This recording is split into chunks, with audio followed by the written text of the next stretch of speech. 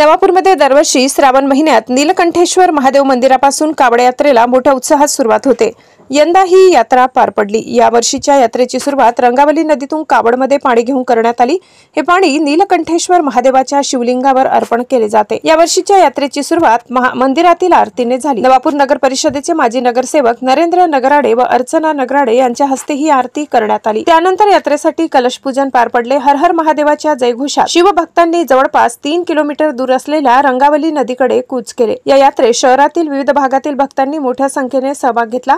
या प्रसंगी श्री नीलकंठेश्वर महादेव मंदिर समिती भोई गल्ली माजी नगरसेवक नरेंद्र नगराडे, मनोहर नगराडे, दीपक परदेशी, नागेश मोरे, आकाश मोहने, पंकज लाडे, नीता शर्मा व अनेक महिलांसह भोई गल्लीतील सर्व शिवभक्त महिला मंडळ, तरुण व बाळ गोपाळ मित्र परिवार मोठ्या प्रमाणात उपस्थित होते।